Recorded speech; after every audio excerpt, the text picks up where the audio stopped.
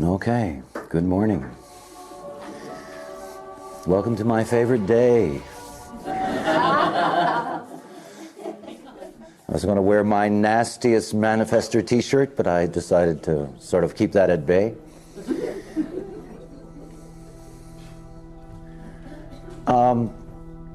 My goal throughout this week is to try to give you an idea of what the real advantage is in any type.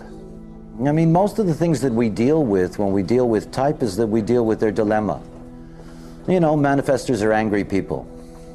And because we're angry people, and we're angry because nobody understands us. Sounds like one of those sad movies. Like, nobody understands me.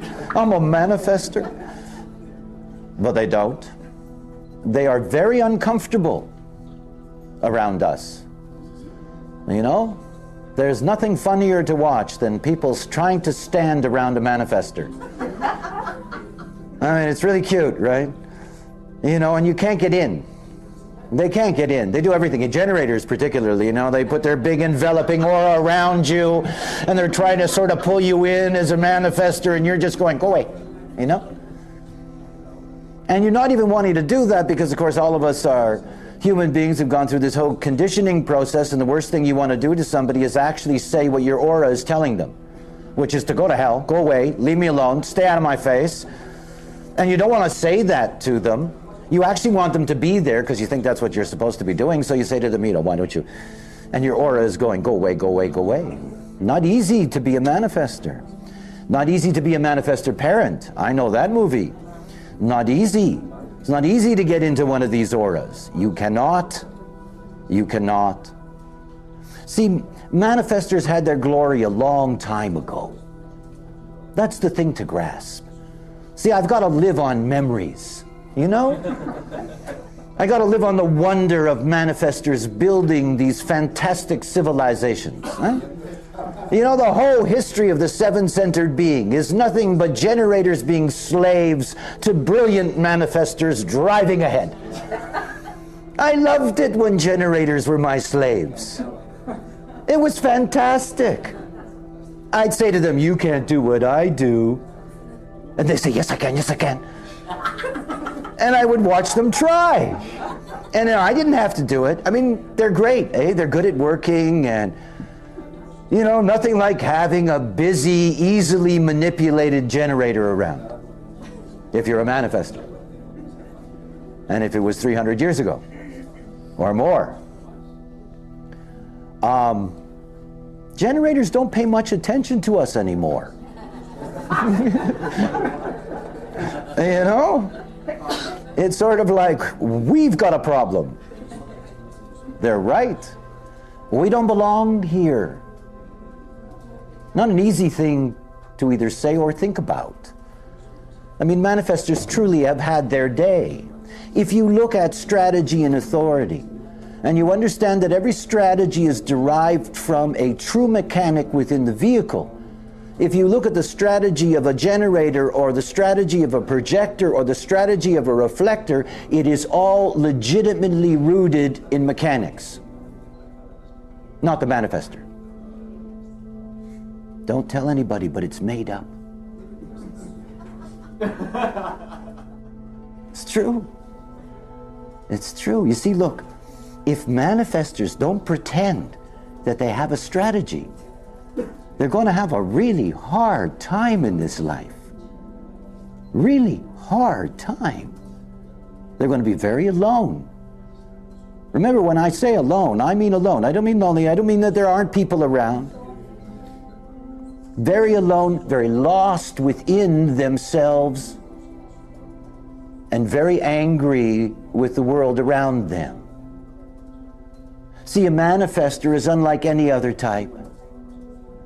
It doesn't have the burdens that it seems other types have. You know, waiting to respond, waiting for an invitation, waiting for the moon. It seems like we've got this great advantage. But everybody else dislikes that. Everybody. I mean, everybody. And the moment you're a manifester, you're 5 years old. You're a manifester. It's a gorgeous day. You have learned how to turn the knob on the door. Right? You go over there, you turn that knob, you open that door, you go outside. You have a wonderful time. You get lost. I'm actually telling a story about myself. You go out and get lost. Your mother ends up calling the police, the fire department. I was off in the woods next to the house, sitting under a tree playing. I guess I was reliving or about to live my future or something. And all of a sudden there's all these guys with big hats. We found him. Was my mother pissed? Oh, I'm never going to let you out of my sight again. You're never allowed to do this. You have to ask permission, blah, blah, blah, blah, blah. What did I do? I opened the door because I could. I went out into the world because that's my right. You see, the strategy is not real. It's not like there's a natural place inside of me that wants to inform you. There isn't. There is not a natural place inside of me that wants to ask anybody's permission for anything. I'd rather die. Because there is no true mechanic to that. It's about survival. See, the manifestor child, I was lucky. My mother was a freak for politeness and manners and all that stuff. Saved my life. See, the only way that a manifestor can protect themselves is to pretend that they're not really powerful. Is to pretend that they need the other. Excuse me, I'm a poor, weak, out-of-place manifestor, and I would really like you to help me cross the street. Yeah, right. And if you say that to a generator, they go, oh, I'd love to help you. Let me take you, nice, easy, kind, gentle, sweet manifestor, across the street. It's the only way I get across the street. It's the only way manifestors get anywhere. See, all we ever meet is resistance. It's all we ever meet is resistance. It makes you really angry. And it doesn't have to be wild, outrageous rage. It's that anger that lies there inside and it never goes away. I know it tastes so deeply. Who the hell are you to stand in my way? Why are you in my way in the first place, you idiot? You don't know what I know. Go away. Get out of my face. See, I have a great image of a manifestor driving a truck. And you're driving a truck down the street and there's an old lady crossing the street. And you're a manifestor, right? Now, you can't just run her over. Because it's not nice. There are laws about things like this, right? So there's a certain conditioning that the manifestor takes in. It's sort of like, hey, we can't really just run her over. Let's inform. And the thing about a manifestor is, while you are honking the horn, you are not taking your foot off the gas. You get out of the way, lady, or you die. It's your problem, not mine. I told you I'm coming. And you see, the lady's grateful. Because if you didn't honk the horn, she'd be,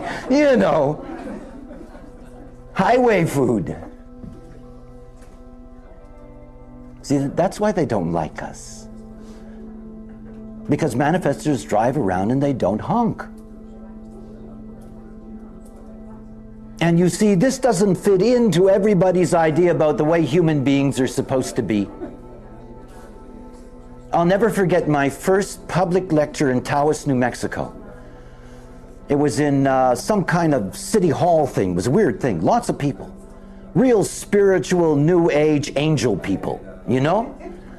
And I can remember that night so well because I threw somebody out. You know, I'm standing on stage doing my rap, and there was somebody who kept interrupting me to asking questions. And finally I said to this person, I said, you know, this is a free evening, you're my guest, get out. And it was a very interesting evening, because when I told them to get out, everybody's really silent. And then from the back of the room, somebody says, yeah, get out, right? And you can hear all the others coming in, yeah, get out, yeah, all right, get out. Poor guy. When it's over, one of these people comes up to me who was doing my coordinating and said, oh, that was all awful. You know, you're supposed to be nice. You're supposed to be holy. You know? You do not throw people out, right? We're manifestors. You see, there is a part of us that accepts no morality, no law. I'm an ego manifester. That's one of the ugliest creatures on the planet. Want to see my picture? It's here. It's page, I don't know what that is. Page 4. Ugly creature. Very dangerous. Ask all the women I've left behind. Very dangerous. An ego manifester? Can you imagine? My whole life operates on my willpower. You know what that is when somebody gets in your way? See, now I honk. I do. I honk. I let them know. I say, don't do that. You know? Don't get in my way. I let them know. And if they're still there, well, that's their problem. There's two sides of every type. The not-self manifester lives with their anger, and because they live with their anger, they never get to know love. They just don't. One of the most difficult things in a manifestor's life is love. You see, they don't have a natural way of connecting to another aura. And what that means is that psychologically, love becomes something very complex and often difficult. There is no sense of being bound to somebody, truly connected to them. The aura doesn't permit it. I mean, when I think back to my childhood and my relationship with my mother, and you know, there's this mother with this manifestor child, and I was her baby, and all the last of her children, and I knew she really loved me. But you know, she could never get near me. I mean, it was just not possible. And you know, you think about the psychology of that, how difficult that can be, what it is to carry one of these things. And you see, this anger is something that is a chemistry. And it's this old inheritance from the past that says, hey, I used to run all this. You want me now to genuflect? I need your permission? I mean, you know, it must have felt like for the first kings who had to give up their power to an elected whatever. Really? Them? They're going to rule? I'm going to ask their permission? Boy, is that tough. And you see, the other side of the manifestor's anger is what their signature is, what their goal is. We're here to find peace. It's what we want more than anything else. Peace. We don't want this resistance. I mean, I live in a bubble. I live in a bubble. I come out of my bubble maybe once a day, for short periods of time. You know? I live in a bubble where I do not have to deal with the natural resistance. I'm not talking about people you know.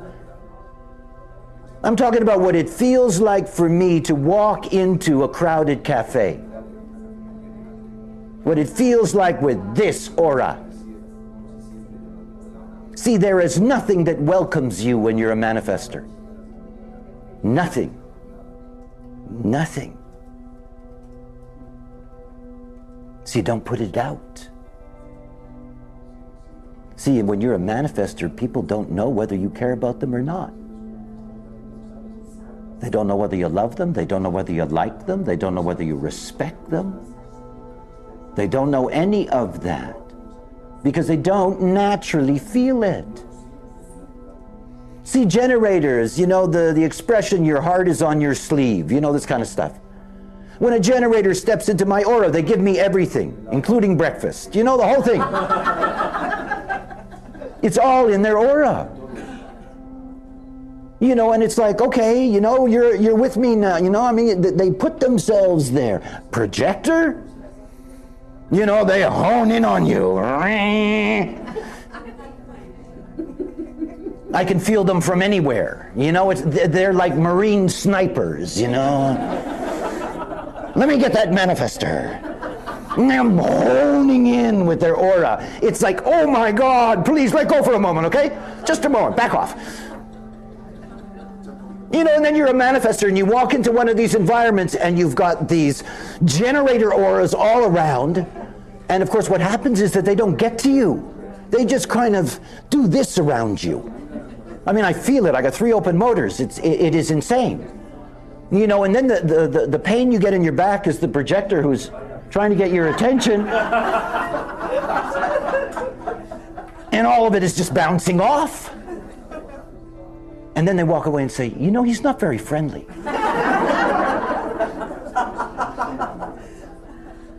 You know, it doesn't, it's sort of hard to get access, right? You know? It's hilarious. It's the aura. See, this is the magic. When you understand, you want to really understand human beings, you understand their aura. Because the aura is the way in which they interact with the world around them. And manifestors don't interact. You know, when we're doing it, it's really a job. You know, it's easy for me up here. I have aura distance. I'm in my own little space. You know, I'm up in the air, you know. I can interact at this level. I can do my old manifestor trip. We used to rule the world anyway. But to be what I've lived here on this island, you know, to be amongst people, the horror of what it is to be a manifester, if you don't get it, it's an awful life. It really is. It's not nice. You know, as long as you're locked into not understanding why the relationship you have with the rest of the world, why it's there, you can never be free of the conditioning it brings. I always thought there was something wrong with me. I mean, I really did. You know, it was obvious to me I am unemotional. I'm a manifester. You know, it just seemed to me that I had a problem connecting to other people. It just seemed, you know, I must have a problem. I had no idea. I had no idea that there were all these people that wanted to have access to me who couldn't. Most of the time I didn't even notice. Because you're locked into your own tight aura. It's very lonely in there. And then, of course, we go through the mechanisms of our lives, lovers and children and all of this. I mean, I love my children dearly, but they know. I mean, they know what my aura is. We don't spend all that time together in aura contact. Not possible. I mean, I live with a household full of generators. After I've been with them for 10 minutes, I want to go into my room. Nothing personal. I just want out of the frequency. I am a pure, non-sacral being. I want to be in that frequency. And I mean, it's not it's not a mental thing. It's not a psychological thing. It's not a personal thing. It's physical. And you see, as long as you do not understand that in the vast majority of manifestors, I mean, after all, it's 8% of the human population. It's about 500 million people on the planet. You got 500 million angry, lonely people. That's not exactly a nice thing. And the chaos that brings. And we're the ones who want peace. This is our only goal in life. See, everything about this knowledge is about being able to eliminate resistance so that you can get to a place where you can operate correctly as yourself. For a manifestor, it is something that has to be grafted on. Most manifestors will never come to an event like this, to a reading, whatever. Most manifestors never will. Of the thousands and thousands of readings that I've done, and as a manifestor, one would think I would have less than their global population. Maybe 1% of my readings over the years have been manifestors. Because they're already turned away. They're already closed off. They're already angry at the whole thing. And because there is no natural strategy in them, you know, there are emotional people who on their own learn to wait. There are generators who on their own discover that response is good for them. There are occasionally projectors who really realize that the best things in their lives were always invitations. And it all resonates deeply inside of them, but not for the manifestor. You know, if you're going to train a manifestor child to be polite, it's not like it's natural for it. That it enjoys it. That it wants to learn all that. That it wants to play by the rules. It's not true. It's a training. Any manifestor child that doesn't have that training, that by the time they're an adult, it's probably too late. As I said, very few adult manifestors will ever change their lives. But as an adult manifestor, what it means to inform, that honking of the horn, boy, did it ever change my life. You know? See, I had no reason to tell anybody any of this, after all. I was a madman. I had had a bizarre experience. I was all alone, and I was a freak, and sort of liked it, quite frankly. It was a very special life. And honestly, I had no desire or reason to tell anybody anything. I didn't want to be the guy that heard the story from a voice. You know, I didn't want the whole trip, didn't want to have anything to do with it, and most of all, I didn't want to deal with years and years and years and years and years and years and years of resistance. I mean, what it has been for me over these 20 years as a manifestor to deal with putting something new in the world and dealing with the archetype of resistance. And I keep on standing up there and informing, you know, letting them know, saved my life. My life. I have such a blessed life, eh? It is so easy for me to enjoy being me, being this manifestor. I mean, manifestors are here to have impact. It's not like we're useless. I've impacted beings all over this planet. We're not useless. It's not the point. We have the impact. But we have to know how to deal with the other. See, our impact is based on who do we influence. It's my favorite thing for a manifestor to think about. Eh? Favorite thing for a manifestor to think about is you're contemplating something, whatever it may be. And before you do it, try to figure out how many people that's actually going to affect. And then you begin to understand what it means to be a manifestor. Because you see, we have a natural impact. It's natural. It's our gift. You know, the very fact that we have these unusual repelling auras, different from everybody else, we stand out. They know us. They see us. They don't know what to make of it.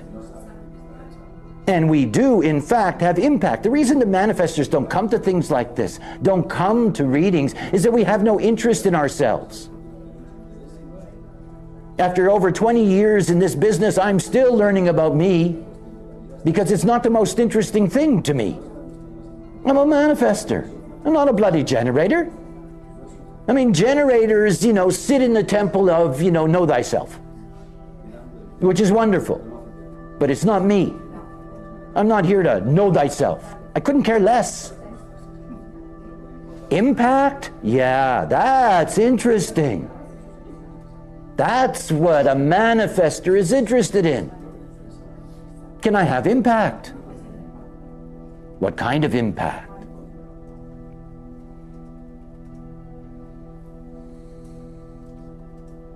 Everybody that I've ever done a reading to who wasn't a manifestor, I always told them that the best things in life are just going to come to you. It's a great truth. It's wonderful. I mean, you know, if there is an ideal, it is the pure generator. I mean, I can't think of anything more perfect. It's just perfect. All it has to do is just resonate in that response.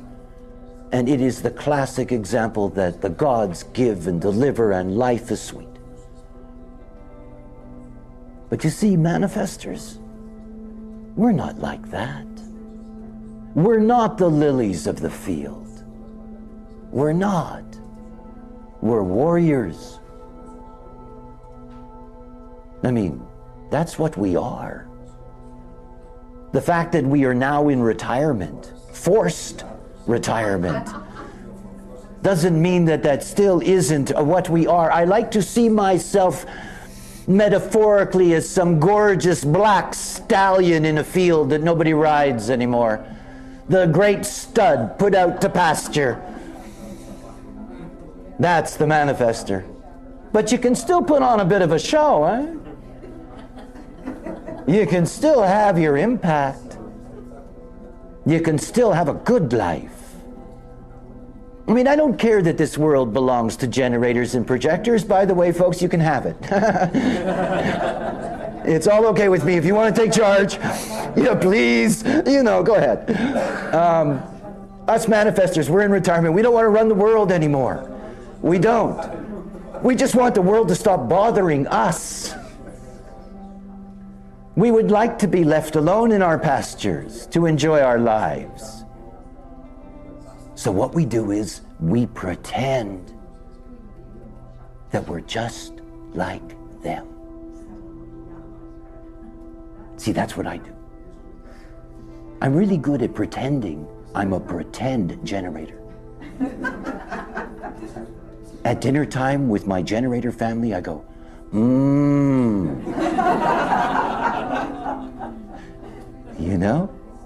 I just pretend, If there is anything that I do, I say, I'm going to do this now, I let them know that I'm safe. I mean, if you talk to people who knew me in the first part of my life, I was always disappearing. I have the design of a disappeared person, which is what I was anyway. I'm the kind of guy who gets up and goes for a cup of coffee and never comes back. Okay? So now I pretend. I'm going to go watch a movie now, okay? I'm going to go into my own aura and I'm going to go watch a movie now, okay? Yeah, good. I pretend. And they think, oh, good manifestor. Nice manifestor. Not dangerous at all.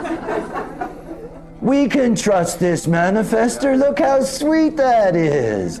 They're telling us what they're going to do. Ah, it's brilliant, you know? And you see, if you don't do that, and you just get up, and you walk into your room, everybody's saying, what's the matter? What happened? Is something wrong? Are you angry? How many times in my life I've been asked if I'm angry when I walked out of a room? I just walk out of the room. You know? These are aura people, you know? And you walk out of the room and they go, where'd the aura go? You know? We couldn't hold on to that. And they don't like it. So you got to go, I'm going to my room now.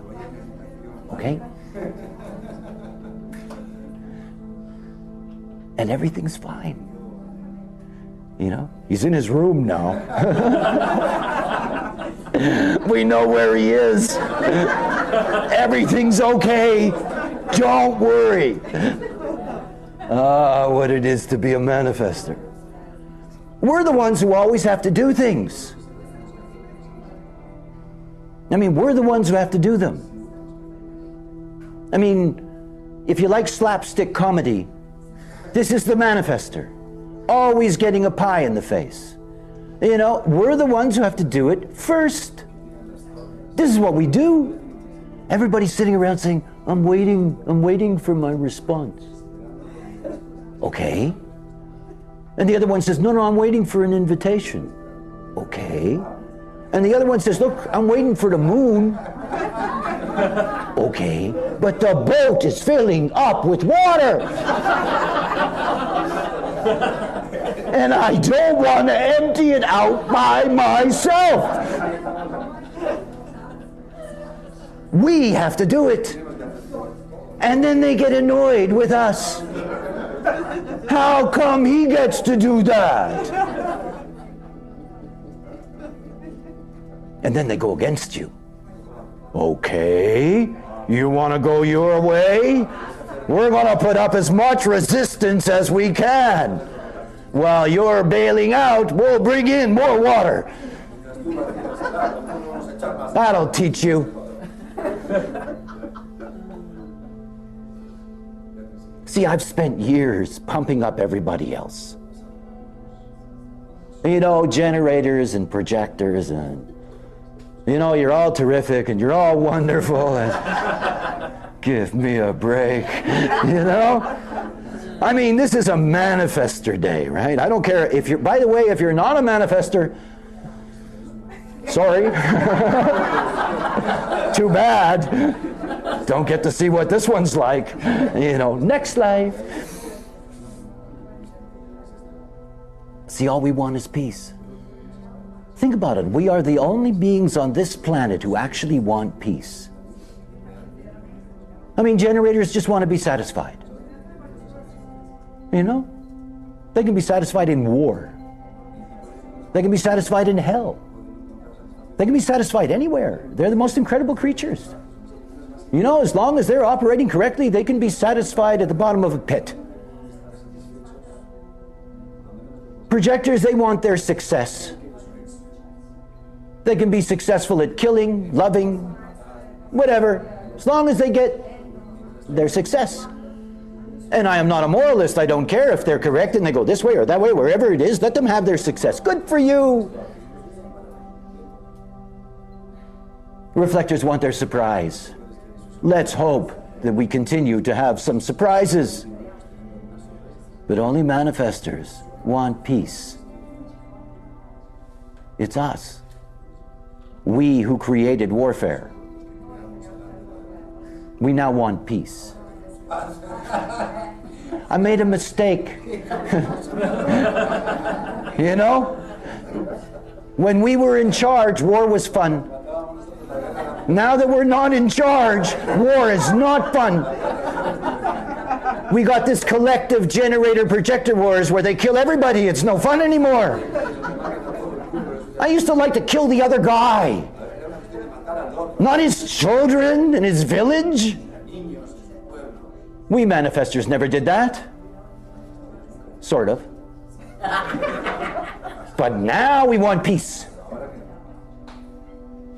That's my job. I'm here to bring peace on earth.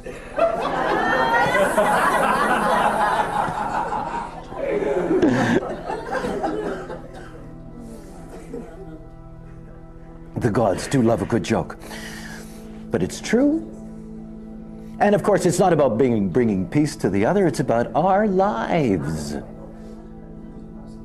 See, the moment that I understood that I was here all alone, the moment that I understood that the only authority that was ever going to matter was my own, and the moment that I lived by my own authority, is the moment that I began to understand that peace was possible for me in this life.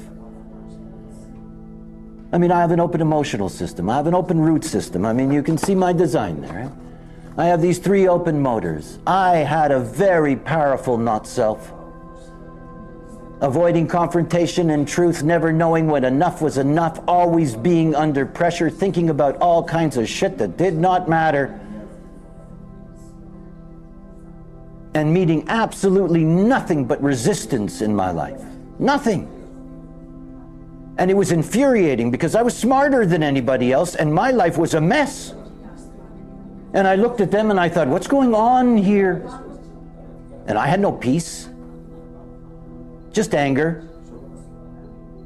Just anger.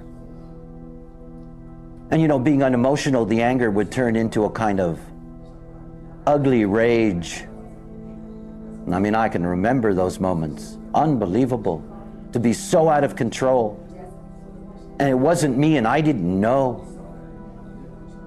This is the great tragedy in this life, is that human beings walk around and nobody has ever taught them about themselves, let alone our children.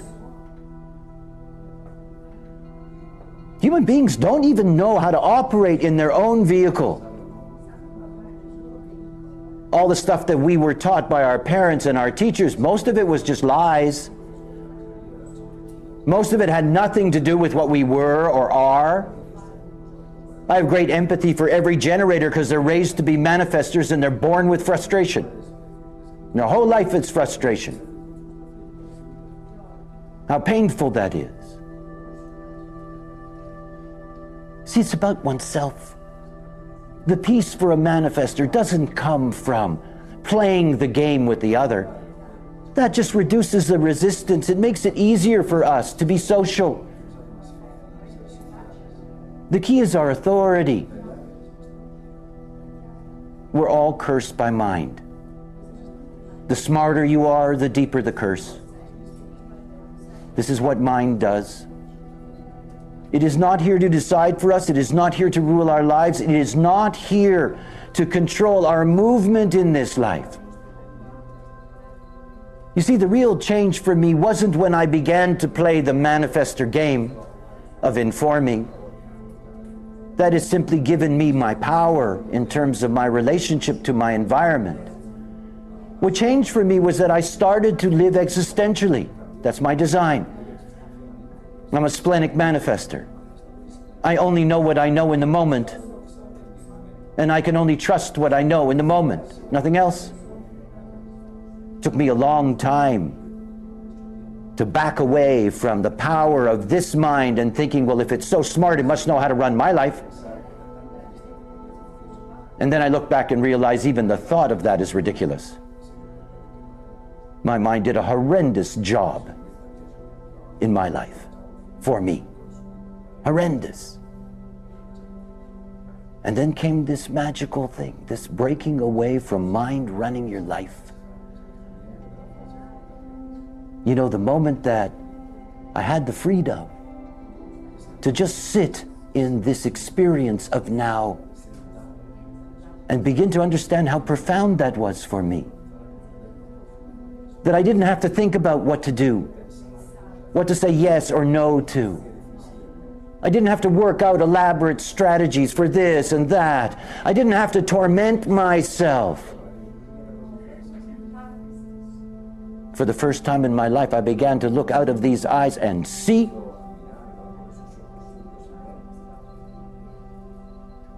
You see, it doesn't matter what type you are. Everything begins with the same thing.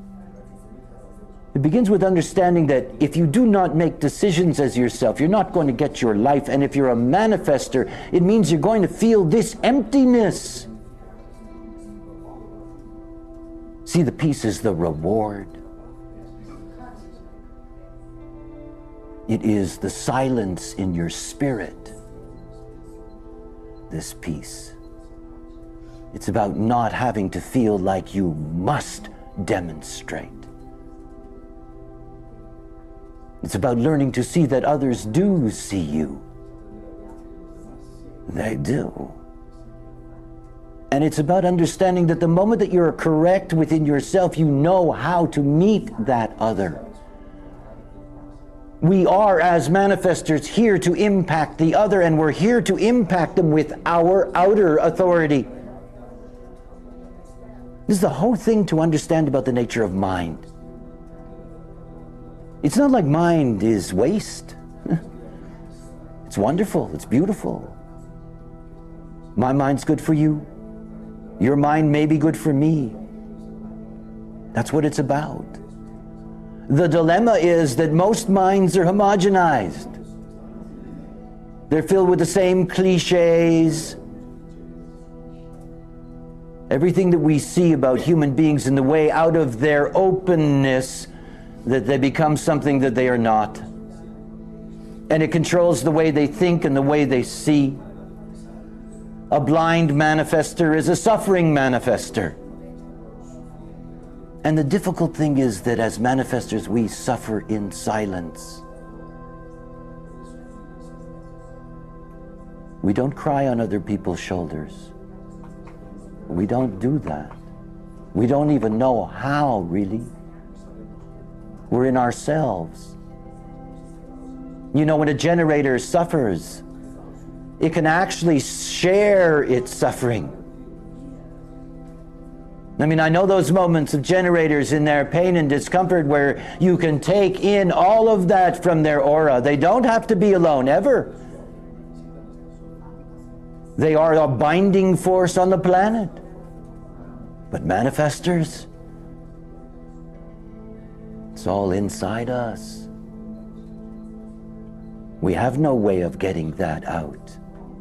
It just sits there, and it's not comfortable. See, what choice do we have? We cannot just go out and interact with the other. They do not trust us. I remember when I started doing public lectures, it was the first thing I said to people when I got up on stage. Don't trust me.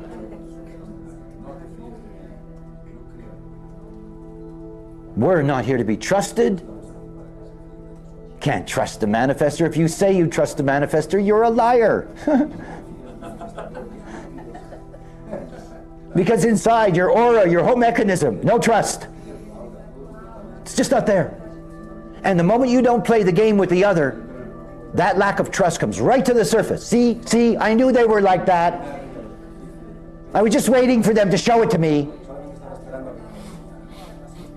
They're always waiting for us to be what they don't like.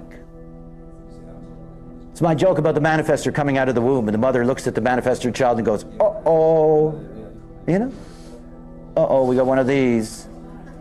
You know, you're really gonna have to pay attention to this one. This is gonna be a problem. Right away. I nearly killed my mother when she gave birth to me. Problem, right away, you know? Kick it off and get it going. This one's trouble. There isn't a manifestor child that's ever been born whose mother didn't say, uh-oh.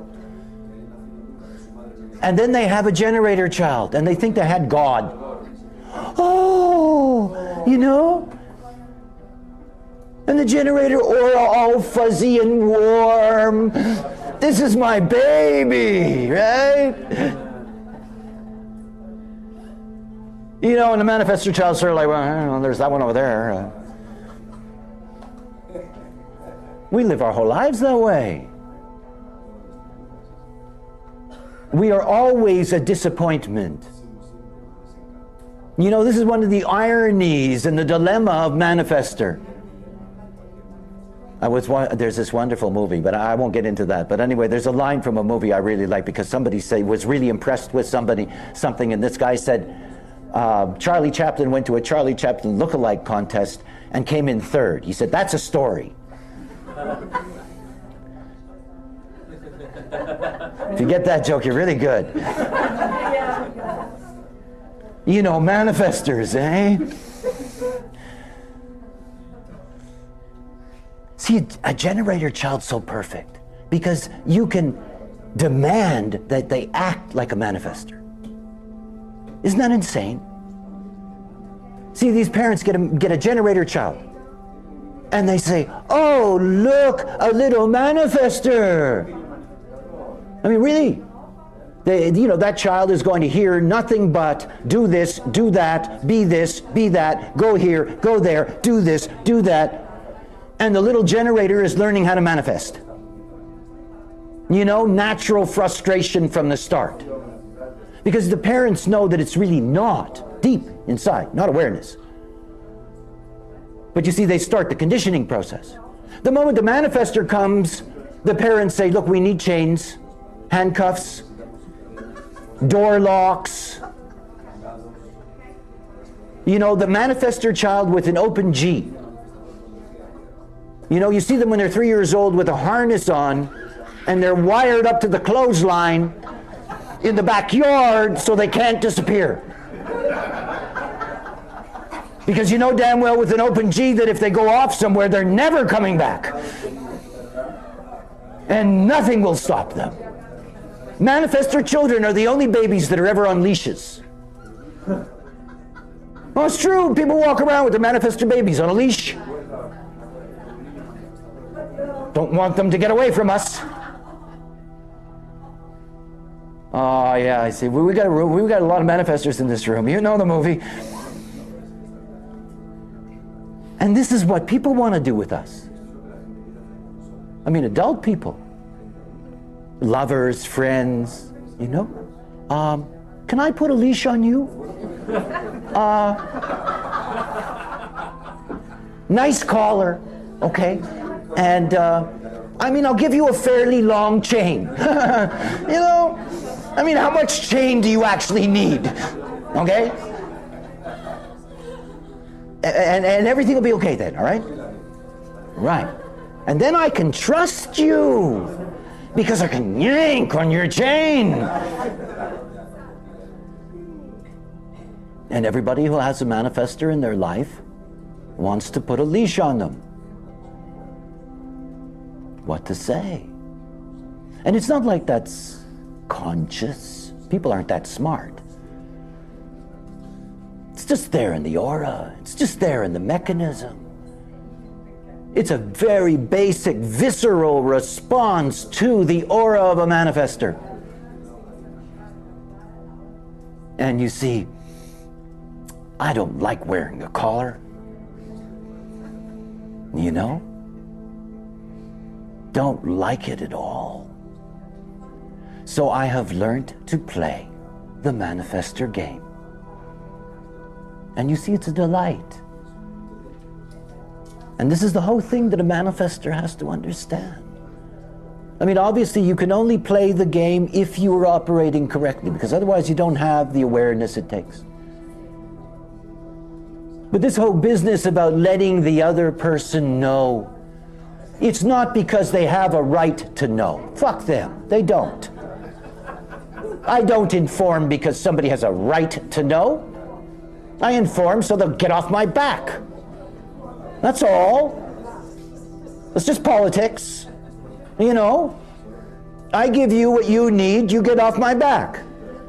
I give you what you need, and you keep the collar and the leash in your drawer somewhere and leave me alone. And so, yes, I will do that. I'll play nice. I will let you know. Just don't take it for granted that you get that from me because you deserve it, have earned it, should have it. It's not about the other. See, it's one of the dilemmas of the manifestor is that we have to remind ourselves every day that there are actually other human beings in the world. and that we should pay some attention to them.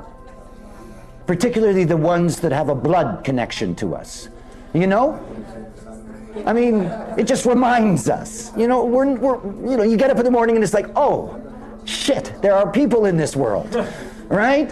And they're not like us. And I'm going to have to play this game.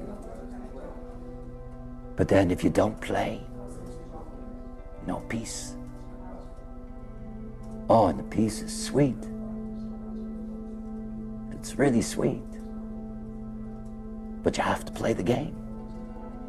Much easier to teach our manifestor children well. It's the best hope for manifestors of the future, is to be able to get to young manifestors. It's wonderful. You know, so they don't have to have this discomfort. They don't have to misunderstand their relationship to others. I didn't think people ever wanted to have anything to do with me. It's a manifestor aura. You assume that it's just, you know, I remember going through school. I remember what that was like. This kind of an aura, how uncomfortable that can be.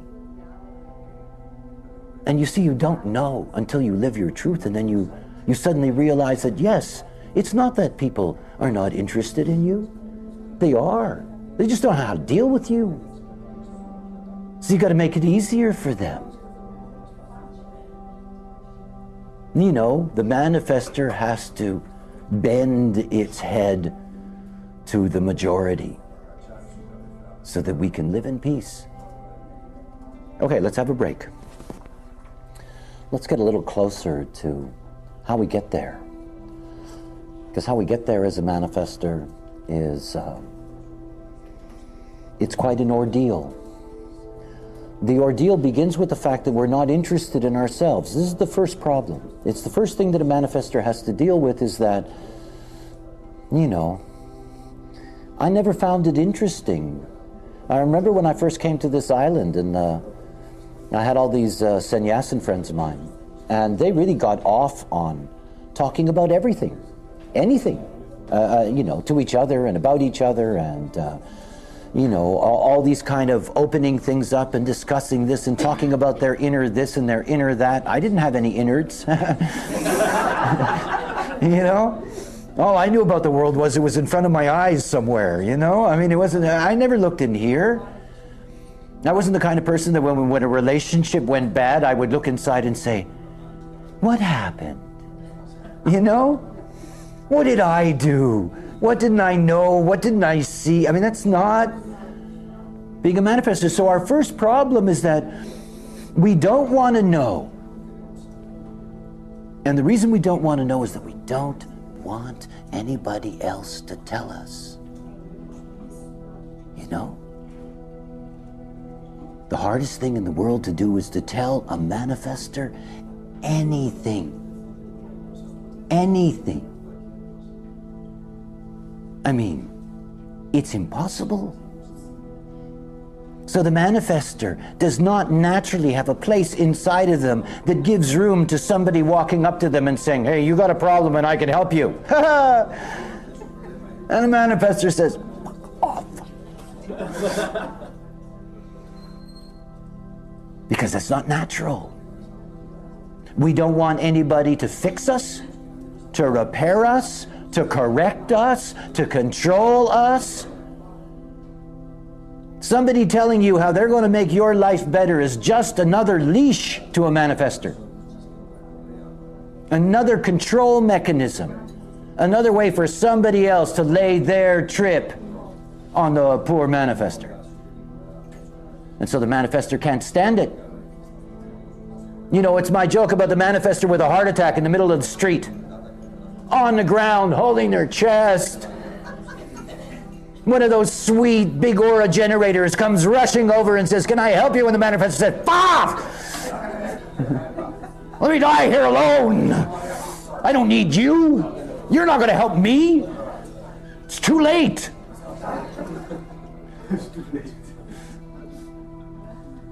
We don't want anybody to help us. I remember those people in my life who wanted to help me. I mean, I'm a 5'1" manifestor, eh? I was suspicious of God when I was 3. You want to help me? What is it you want from me? See, that's a manifestor. We don't want to be controlled. So it's natural that manifestors who are the most deeply lost in their conditioning and all alone in their aura are going to ignore good advice when they get it. It's not for them. I mean, for me, it's always been the tragedy. It's always been so clear to me that, I call myself an apostate manifestor. I'm really good for generators and projectors and reflectors. And my manifestor family is sort of, all the lost sheep. I count my blessings every time I meet one. It's like, oh, nice, maybe, at least this one. Because unless it's your fractal, unless it's your great good fortune as a manifestor, you don't show up for these things. You don't change your life. You end up living the same old patterns, the patterns of your parents, the patterns of your community. You just try to do the best you can to blend into the movie, and you suffer in silence inside, and it hurts.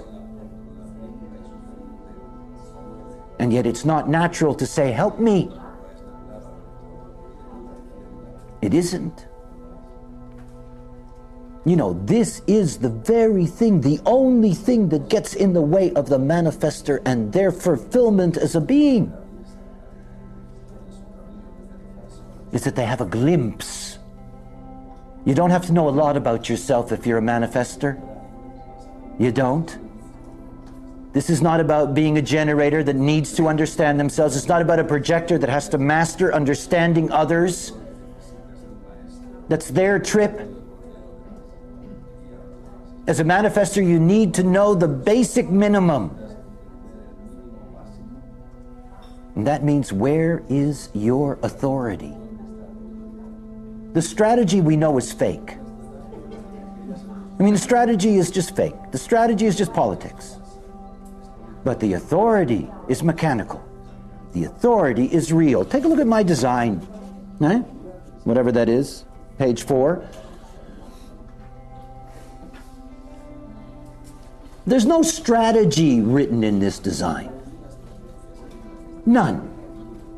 It's not there in the mechanics. No matter where you look, lines, color, tone, base, wherever you want to look, you're never going to find in a manifestor's design their strategy, because it's a lie. It's a tool. But oh boy, can you find the authority. See, I always prefer dealing with women, because in dealing with women there is a greater openness. One of the most difficult things for a man who is splenic is to trust his intuition. You look at my design, I got a very strong, fixed mind, and yet my authority is my intuition, my spleen. Everything about my life is decided existentially by my immune system in the moment. You come up to me and say, can I talk to you? And I go, no. I don't know why I say no. It's what comes out of me in the moment, and it's my immune system saying, don't talk to these people, they got a cold and they're going to give it to you, or whatever. 10 minutes later, they can come up to me and say, can I talk to you? The same person, same question, and I can hear my spleen go, okay. I don't know what changed. And if my mind gets into trying to figure it out, you go nuts. There's this wonderful story I told the other day. It's a great story. I live in the countryside, and when I drive out of my place, I go on a Camino, a local little back road, and I never put on my seatbelt. And only when I get onto what is a highway, sort of, do I actually put on the seatbelt.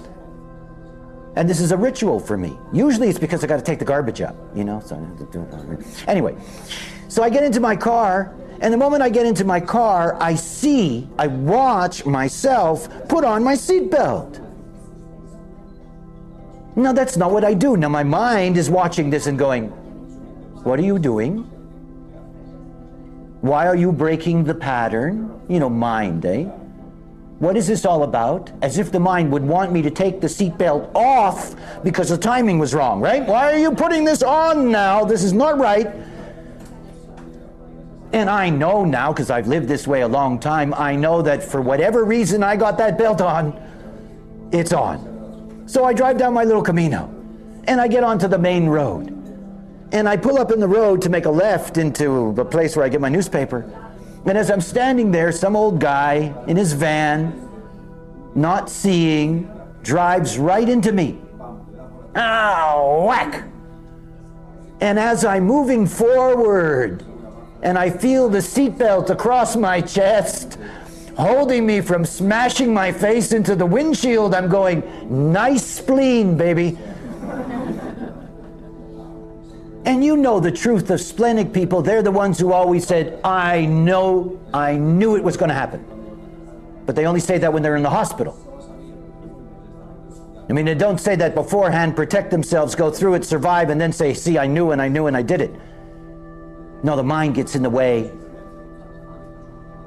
See, what I had to learn was that my mind doesn't know that stuff. My mind did not know that I was about to get hit by a car. It didn't pick it up. It was confused by what I was doing. It still doesn't trust my spleen. You know, in those moments where I'm spontaneous and I say no or yes to whatever, and my mind is going, what the hell is that? What did you just do? And why? And why? Spleens never answer. You can't have a conversation with your spleen. You know, you can go on forever regurgitating in your head. You can talk about this and that and on and on and on. Spleen, bang. See, it doesn't matter what my strategy is, how I play the game. It's knowing where my authority is. See, it's the one thing you have to understand about this knowledge. On the surface, there's only one value to it. It teaches you how to make decisions as yourself. That changes your life. No matter what you do, no matter where you go, no matter what your life is, you make decisions as yourself, your life changes. And it changes for you. Most beings change their life through their strategy. Generators, projectors, reflectors. But manifestors change their life through their authority and their authority only. Everything else is a game. It's just a game to survive, to keep us from being beaten down, to give us our chance to feel what it's like to fulfill our potential. But you still have to know how to make a decision. See, I never understood that. I made so many bad decisions in my life. It is unbelievable I survived it. So many. Because I didn't know how. And the smarter you get, the more complex decision making is on the mental plane. You go nuts making decisions up here. And your mind, it doesn't care whether it's right or not. I mean, that's the thing that people don't get. Your mind doesn't care whether the decision it makes for you works. It doesn't care. Oh, it didn't work? Okay, let's try something else. Oh, it didn't work? Let me make up an excuse why. It's never looking at the mind and thinking, geez, you're not really good at this. You know? I mean, people don't do this when they make a decision that goes bad, you know? It's like, maybe I'm using the wrong thing, because we don't know how to think differently. Nobody ever told us that there's a place inside of us that actually knows how to run these lives without any problem. Nobody. I mean, when I think about all the children, see, when the knowledge was given to me, it was obvious to me that working with adults was the only way that I could get it into the world. But I also realized that I was given the hard work first. I mean, children? We homogenize our children from the moment they come into the world. Those of you who study PHS know this, that from the moment we put food into their mouths, we're already homogenizing them, because we don't know how they are here to take in the specifics of nutrition, what is there to give them the fulfillment of their predisposition to be unique, to be differentiated. We homogenize our children. We are the byproducts of homogenization. The way we were fed, the way we were treated.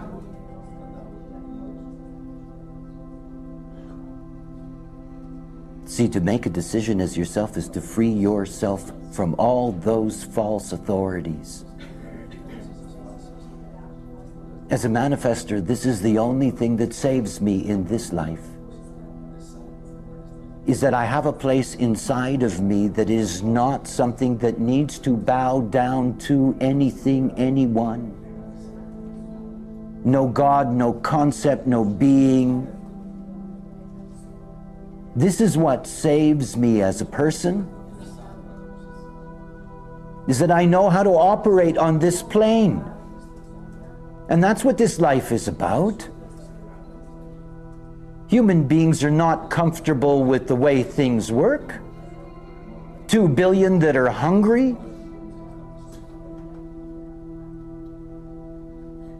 I mean, we live in a world that is so cruel. There is so much deprivation, pain, ignorance. It's horrendous out there. This is all the byproduct of mind. It's madness.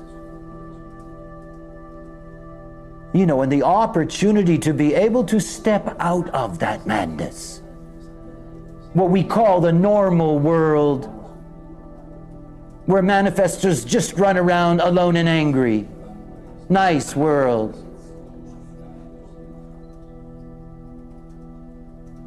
They don't know how to act. They don't know how to behave on this plane. It's so amazing, human beings, eh? You don't know even how to live on this plane. Because it's a decision-making world. Everything about life is direction. Everything about eliminating resistance is being able to follow what is your line, not somebody else's. Not somebody else's trip for you. Not somebody else's authority for you. Not somebody who's telling you which way to go. So you have somebody to blame when it's the wrong direction. See, the magic of this knowledge is that authority is there in each of us. You cannot get to peace as a manifestor any other way than by your own authority. No other way. It's where the peace begins. See, this word is a word that's hard to understand because we see it, of course, as a cliche. What I'm really talking about is stillness. Of all the beings that are here on this planet, it is manifestors that can be the stillest. You know, this is a still, deep pool. If you disturb it, it's horrendous. It's such a mess. But if you allow it to settle, it is something truly profound. This is the manifestor. It is this stillness that is there within this enclosed aura. This is the peace we seek, not the disturbance and ripples in that pond, the resistance that we meet simply because we have power to be alone, and it is resented. You know, people talk about the fact, for example, that we have memories going back hundreds of millions of years stored in our reptilian and mammalian brain about certain things, why people are afraid of spiders or whatever. I know that everyone who is not a manifestor carries within them deep, deep fears and resentment about manifestor. Carried it for millennia and millennia and millennia and millennia. Read all the holy books. They were written by manifestors. You will, you must, thou shalt. And if you don't, you will be punished. You know. Manifestors wrote all the rules. That's why it's so hard for human beings on this plane to live by them. They're not manifestors. And they remember. It's why when they meet our aura, that they don't trust us, that they're suspicious. That's the moment that we have to play the grand politics. Oh, I'm a nice manifestor. Let me inform you. Let me tell you. Let me share with you. Oh, thank you for sharing, Ra. Yeah, okay. As long as it keeps you quiet, I will share with you what's enough to share with you, and then, you know, don't put a leash on me. See, we have to be free.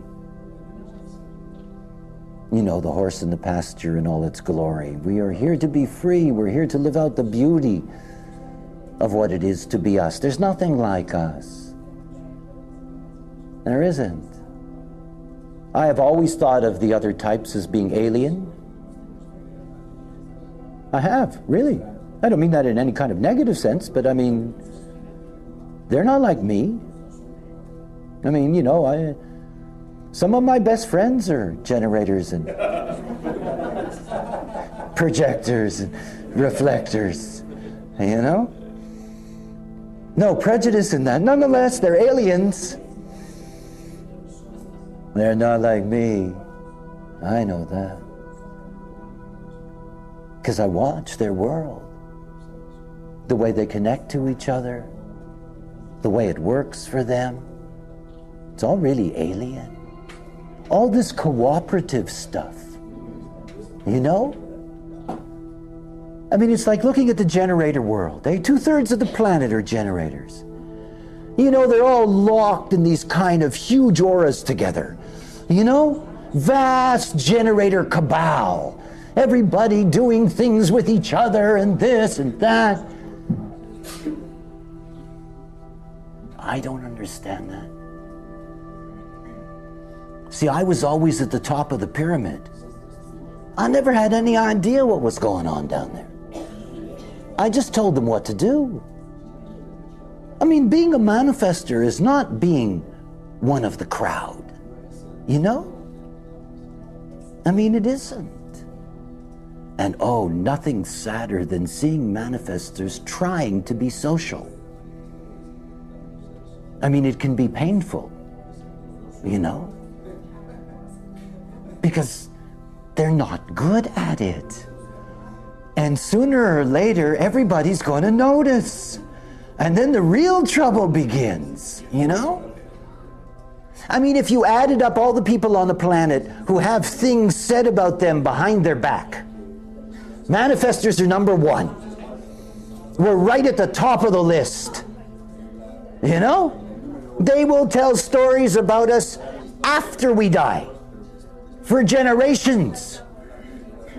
Your grandfather was the coldest son of a bitch that ever lived, you know? They'll tell stories forever. They don't get it. See, they're so happy that we're not in charge anymore that they don't care about us. They don't. And if we don't make an effort, they will not make an effort. They won't. They'll just keep on backing away. And of course, because human beings are conditioned, and remember, the manifestor theme is the patina on top of what correctness is. If you're not correct as a manifestor, you already got your problems. The difficulties and dilemmas that I had in my life wasn't because I was listening to my spleen, it was because I was ignoring it. That my mind was being run by my open centers, that I was avoiding confrontation and truth. That was me. everything about my life that was wrong was what I was not. And then things were really tough. You know, the glory for the manifester is that moment when you realize that once you have your own authority, you don't even have to play the game. You know? That's real peace. See, I play when it's appropriate to play. I let my spleen decide when to play nice manifester. Not often do I play nice manifester. I don't see the point anymore. And I don't see the point because, quite frankly, the great theme of the manifester that is correct is take me or leave me. You know? Accept me or not. You either accept that this is what I am and you're only going to get as close as you're going to get, and you're never, ever, ever, ever going to get any closer than that. And if you can live with that, well, you're welcome. You know, and if you can't live with that, tough. Go someplace else. Don't get in my way. Don't get in the way of what this life is, because I want to tell you, it goes by so fast. In the swish of a hand, all of us are going to be dead soon, eh? It goes so fast. I mean, I still can't believe that I'm going to be 59 years old. I can't believe it goes that fast. It's not like you have all this time to enjoy the roses, you know? Took me half my life before I even figured out what the hell was going on. And it's wonderful to be here. See, I love the Maya. I love this illusion. It's all we got. It's the only movie we have. These are the roles that are played out. This is the way it goes. It's easy to see the dysfunction. It's easy to see the lack of awareness. It's easy to see all of these things. I can tell you how many babies die every hour. I can tell you how many billions of people don't have fresh water. I can go on and on and on and on and on. But my life through my own authority, is perfect. That's what matters. Human design is very selfish knowledge. Understand that. It's for one person at a time. It's so that you can love yourself. The saddest thing that I know is the lack of love that human beings have for themselves. I don't think that there's anything sadder. I don't think there's anything more pathetic as a psychology than people who don't see their own beauty. And it's not their fault. I don't blame them. Nobody taught them. Nobody taught them how to find who they are. You can't love your not self. I couldn't love that man that avoided confrontation and truth, who never knew what enough was enough. I couldn't love that man. I didn't like him. He was not a nice man. He was not a good being. That was not somebody worthy of love. This man, oh, I love this guy. He's really sweet, you know? He's just what I always wanted to be, you know? Such a gift, out of nowhere. Bang, there it is. Look at that, wow. It can be like this. It's such a surprise when you discover it. And then you get to see what you are. It's like all these people that are interested in incarnation crosses. I mean, it gives me a deep nausea when I hear all that, you know? As if somehow they know what the hell that is. Or somehow that means anything to them. Well, I'm on the cross of this and that. Oh, good for you, right. I didn't know what it was to be a Clarion until I became a Clarion. You don't have any idea what you are until you become it. And it takes you. It's the beauty of having your life. What it means to be taken by your cross. To discover that you're truly helpless and incompetent. And that your cross and your purpose is going to be fulfilled despite what you think. And you get to watch. This is what the passenger is here to do. This is what it's all about. It isn't about using your mind to guide your life. It's about enjoying your mind and its perspective and sharing that perspective with others. We are gregarious, we are social creatures, humans. And when you look at a body graph and you see that everything goes to the throat, it is essential to understand that our most important gift to each other is what we say to each other. And go out into the world and listen to the bullshit that you hear people say to each other. That they never speak the truth. They literally do not know how. It comes from their not self. It comes from their conditioning. I remember when I never told the truth. Never told the truth. The only way you can avoid confrontation and truth if you have an open emotional system is to lie and lie and lie and lie and lie. And the better your memory, the better the lies.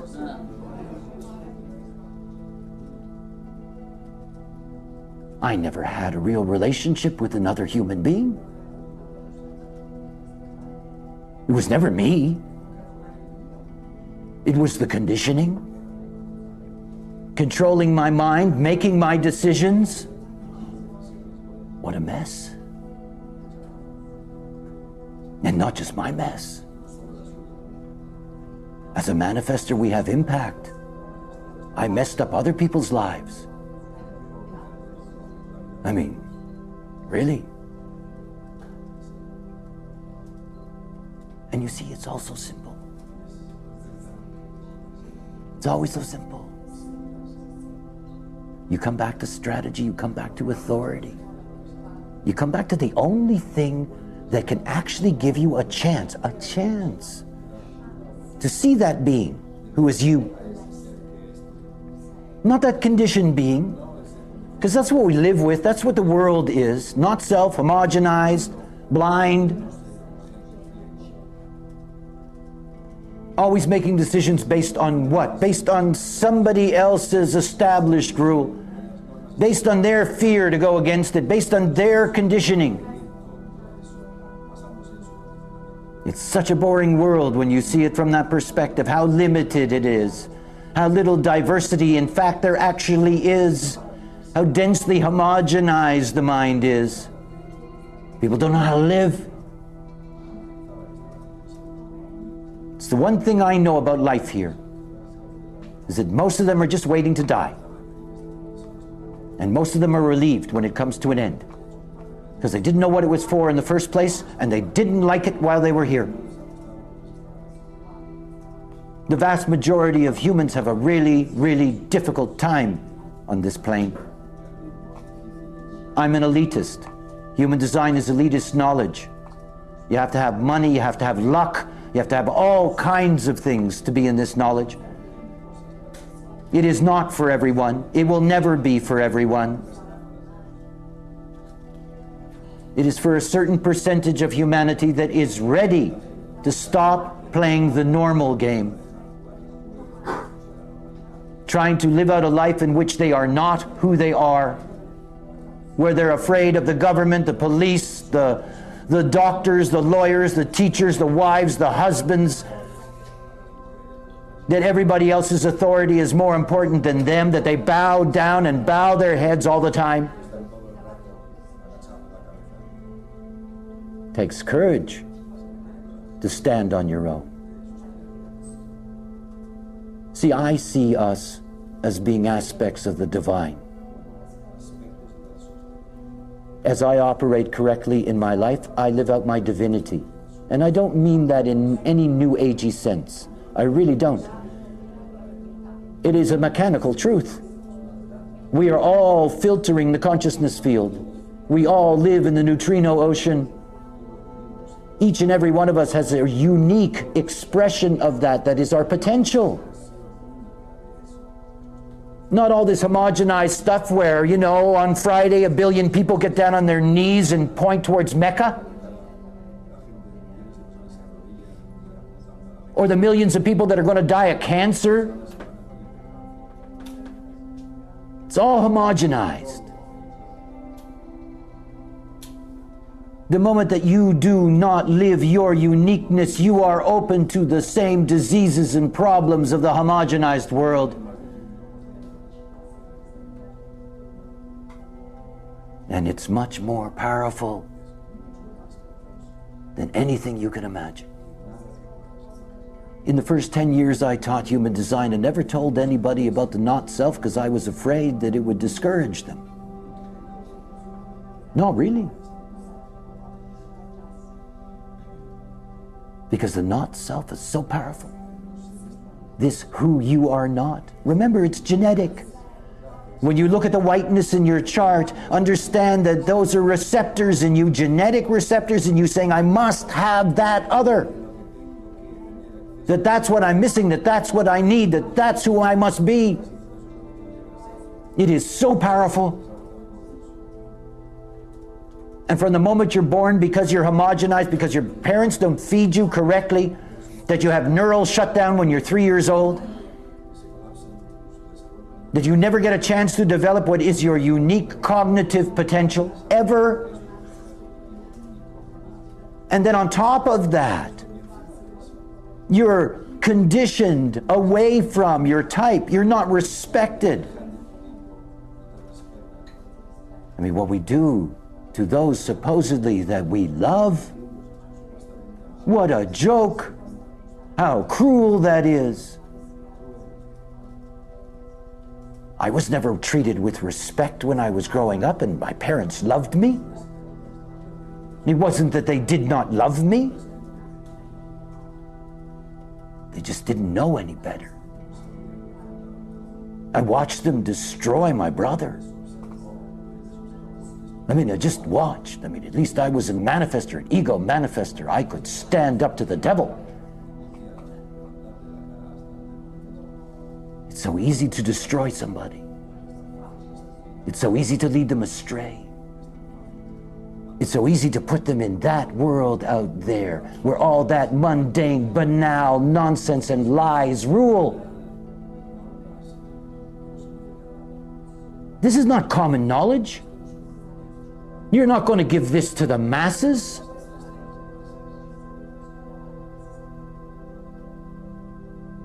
You can't. They're not ready for it. They will never be ready for it. It isn't the way things are meant to be. We're coming to the end game of our time.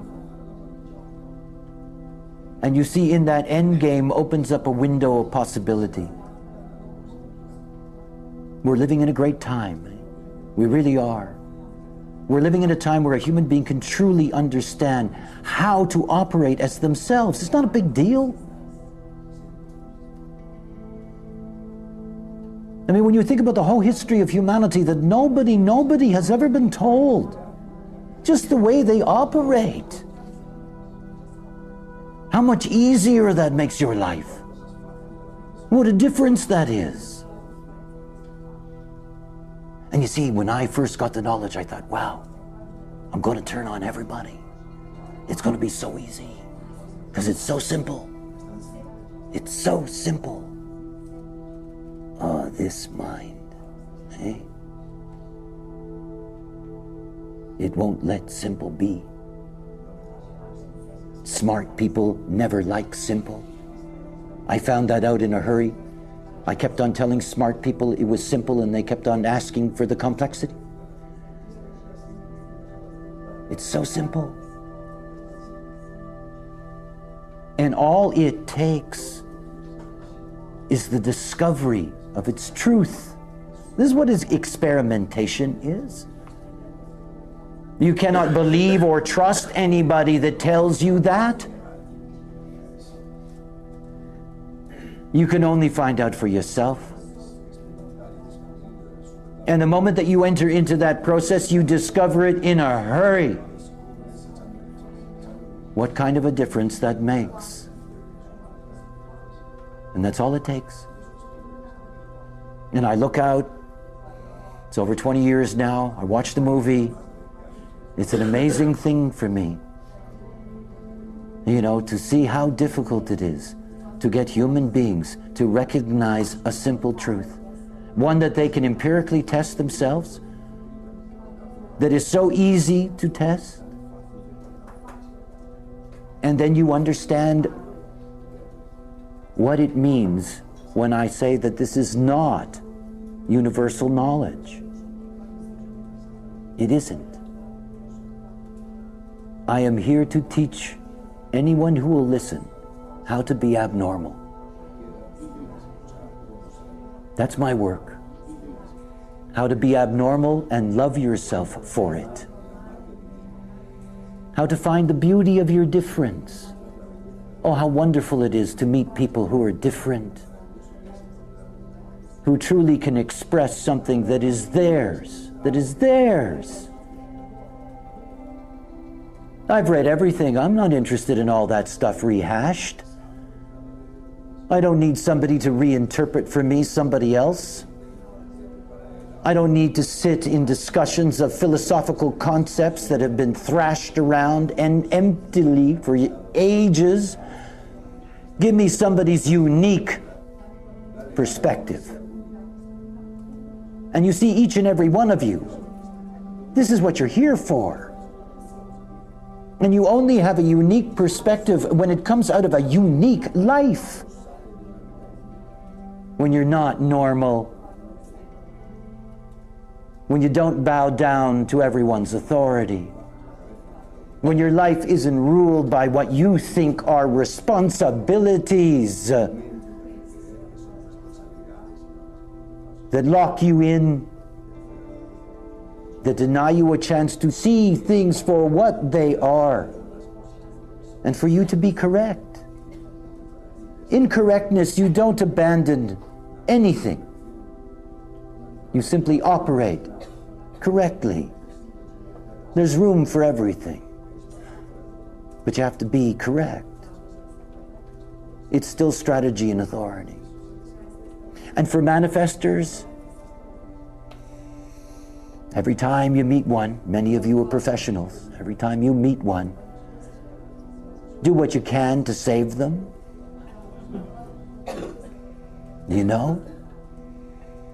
They are, in fact, very useful creatures and have a contribution to make.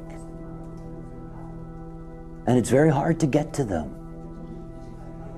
The only way you get to a manifestor is quite literally if you really love them, because it's hard otherwise, to get them to learn about themselves, enough to understand what it is to be okay with being a manifestor. And at the moment that the manifestor operates out of their strategy, this game that they play, rooted in their authority, you get peace. You do. But more than that, you get to see how wonderful you are. You are. We all come into this life, and by the time we're 10 years old, we think we have problems. We think that other people are better than us. We think that there are things about us that are not good. Things about us that we wish we would change or fix. It's so sad. When I first started to tour, and I would do these endless readings with people, the one thing that was so obvious to me is how much they hated themselves. how they would break down. How every time that I would put my finger on a negative in their not self, they'd go, oh yes, that's me, oh yes. And I'd say, no, that's not you. That's what you've been living. It's not you. This is the only freedom for us. You have to be yourself. For whatever it is for me to be a manifestor with my configuration and this and that and blah, blah, blah, the only thing that saves me is that I'm correct. And I get my life. My life. I don't care whether other people agree with it, like me, don't like me, this and that, blah. Who cares? I finally have peace. And nobody can disturb that. Nobody can put their finger into my openness and pull me away from my peace. All that's over. And I have learned to see that there's nothing wrong with me, that I'm as good a lover as anyone, that I can express my love as well as anyone, but from a closed aura. My variation on a theme, what to do. And if you don't like the variation, hey, it's okay with me, you know. Find something you like. Okay, that's it for today.